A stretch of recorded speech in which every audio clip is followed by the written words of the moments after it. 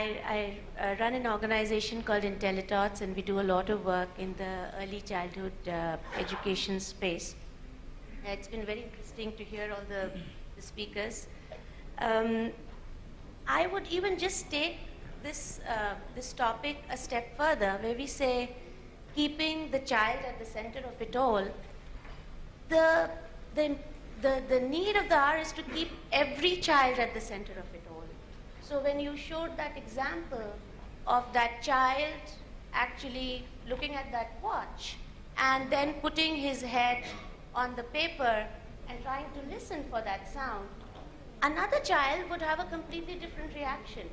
And the other child might have reached for the watch on the wrist of the teacher and tried to open it up. Absolutely. Right? So it really depends. Every child that comes into a school or a preschool is very different.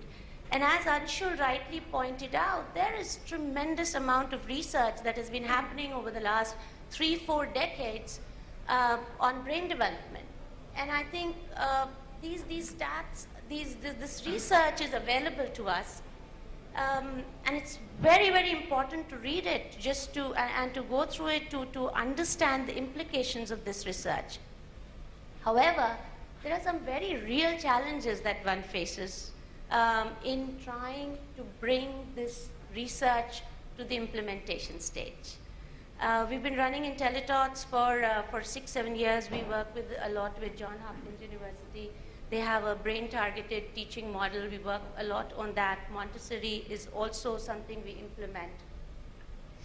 But, you know, if you think about the education industry as a space or preschool as a space, one of the unique things about this space is that the customer is not the decision maker, right?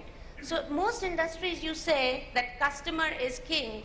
You keep the customer at the center of it all.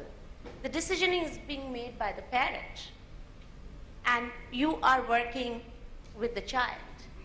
So obviously there is the dilemma all the time. Do you keep the parent at the center of it all? Because finally he or she is paying the fees and making the judgment, and you need to keep the parent happy, but you're spending all your time with the child finally, and your raison d'etre, your reason for existence, is to work with the child.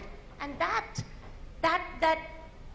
dilemma causes some real practical challenges when it comes to keeping the child at the center of it all, and keeping every child at the center of it all. So, you know, as I said, one of the stakeholders is the parent, and we talked about it earlier, where a parent is making a decision based on the fact whether there's a Mickey Mouse or a Donald Duck on the wall or a primary color on the wall, and therefore the school says, before I have it, you know, what will I do with the child until I have a paying customer?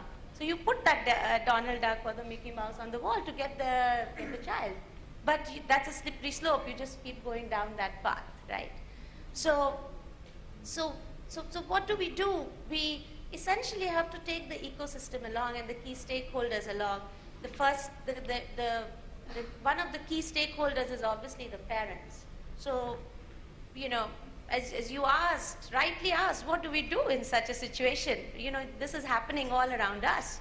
I see parents now coming, discerning parents, very educated parents would come to me and say, okay, here are the 3 fee structures of the school. This school is giving me this much discount. How much discount will you give me?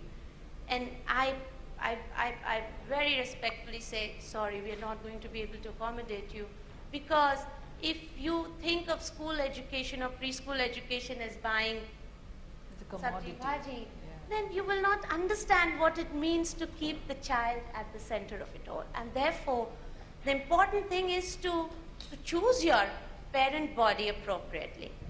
And then once you do that, to take them along with you. So you keep the child, but at the same time one needs to work a lot with the parents to educate them, because ultimately it's the triangle where the parent, as he mentioned earlier, you know, values happen at home. So the parent, the family, and the child are working together. So have to take the parents along. And the second big stakeholder in the system is the teacher. You know, you have to again take the teacher along with you to keep the child at the center of it all. If you, if you think of how a teacher operates in a school kind of an environment, she's eventually dealing with 20 kids. And as I said, if one child wants to listen to the to that page on the to that watch on the page, but in a real life situation, there are 19 kids at the back where one or the other child is going to be coming and trying to open her watch. So there are some real challenges, and we need to work with the teachers to take the teachers along to be able to implement some of these strategies and ensure that we keep the child at the center of it all. So I would say it takes, just like one of the speakers earlier said, it takes a village to raise a child. I'd say it takes intense focus every minute of your working life to keep the child at the center, because there are all these things coming at you when you're running a school. Parking issue हो गया. अगर थोड़े बच्चे ज़्यादा बढ़ जाते, then the neighbors are coming and saying, the RWA will say, no, you can't park cars here.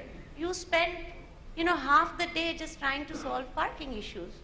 Or security issues, we are all dealing with that on a daily basis, right? Transport, the bus में ये problem हो गई.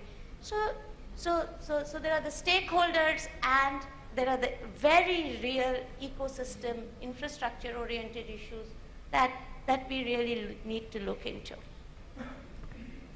Thank you.